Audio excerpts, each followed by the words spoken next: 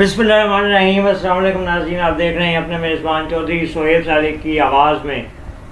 پاکستان کی سیاسی خبریں بہت ساری چل رہی ہیں، لیکن ایک اہم ترین خبر جس سے آپ پہ بات کرنی ہے، جس سے آج کے ولاگ کا آغاز کرنے لگے ہیں، ایک اہم ترین خبر، اہم ترین شخصیت کی بات ہو گئی ہے جس کا کسی نے بھی نہیں سوچا تھا۔ اقتدار کا سورج اب ہمیشہ کے لیے غروب ہونے جا رہا ہے۔ ایک شخص کو مائنس کرتے کرتے ایسے بڑے سیاسی برج الٹے ہیں جس کا کبھی کوئی سوچ نہیں سکتا تھا۔ اگلے 30 سے 35 دنوں میں فائنل آپ کو بتا رہے ہیں، یہ 30 سے 35 دن پاکستان کی سیاست میں کھلبلی اور انتشار سے بھرپور ہونے جا رہے ہیں، کیونکہ انتشار سیاسی طور پہ ہے، انتشار سیاسی اور اقتدار کے ایوانوں میں ہے، کیونکہ اقتدار کا اب پہیہ گھومنے لگا ہے اور اقتدار کی کرسی اب اپنی بنیادوں سے گرنے جا رہی ہے۔ آپ کو بتا دیں کہ ایک اہم شخصیت، عام خاندان،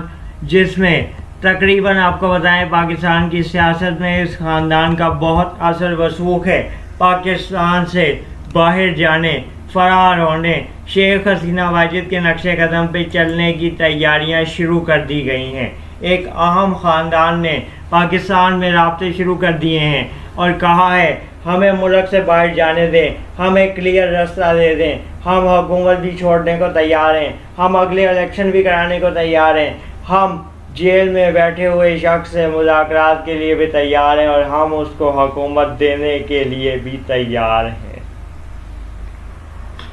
آپ کو یہ بھی خبر دیں کہ جو نیا تنازع شروع ہوا ہے کہ سندھ حکومت نے سندھ گورنر سندھ کے حوالے سے وفاقی حکومت کی جو خبریں آنی شروع ہوئی ہیں، وفاقی حکومت نے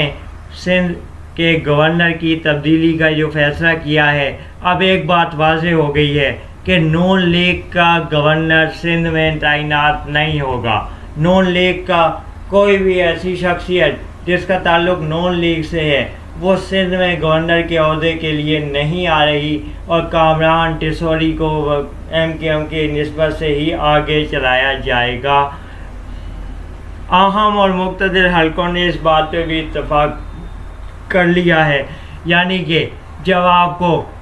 ایک صوبے میں گورنر دینے کے لیے انتظامیہ تیار نہیں ہے، حلقے تیار نہیں ہیں، تو پھر آپ یہاں سے اندازہ لگا لیں کہ آپ کی چپکلیش کتنی زیادہ بڑھتی جا رہی ہے۔ ایک اہم ملاقات اس ہفتے ہونے جا رہی ہے، یہ آپ کو بڑی خبر دے رہے ہیں، ایک اہم ملاقات اس ہفتے ہونے جا رہی ہے جس کے بعد کپتان کی پوزیشن انتہائی مضبوط ہو جائے گی، اور کپتان کی پوزیشن مضبوط ہونے کے بعد اقتدار کے باسی ایسی مایوسی ان کے چہروں پہ آشکار ہوگی کہ جو موجودہ حالات میں بھی آپ تصور نہیں کر سکتے۔ ابھی بھی 14 اگست کی تقریر اس بات کا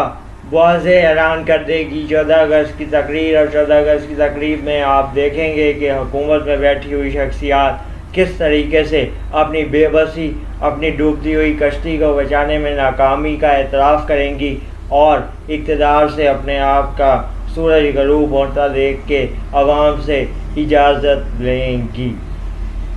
ایک بات تو فائنل ہو گئی ہے، موجودہ سیٹ اپ اگست اور ستمبر کے وسط میں اپنے گھر جا رہا ہے۔ نئے الیکشن کی تیاریاں شروع کر دی گئی ہیں۔ نیا الیکشن سال 2024 کے آخر میں کرائے جانے کی باتیں ہو رہی ہیں۔ اسلام آباد میں نئے سیٹ اپ کے لیے، یعنی نگران سیٹ اپ کے لیے شخصیات کے ناموں پہ غور بھی شروع ہو گیا ہے۔ اب اگلے 20 سے 25 دنوں میں یہ تمام تر چیزیں فائنل ہونی ہیں اور اڈیالہ جیل میں قید، غیر قانونی غیر آئینی قید، عمران خان سے باتیں حتمی مراحل میں داخل ہو گئی ہیں، جس کے بعد ایک اہم ملاقات تمام تر چیزوں کو واضح رخ دے دے گی، اور ان چیزوں کے بعد آپ کو سمجھ آ جائے گا کہ کس طریقے سے موجودہ حکومت اینڈ ہو رہی ہے اور نئی حکومت کے قیام کے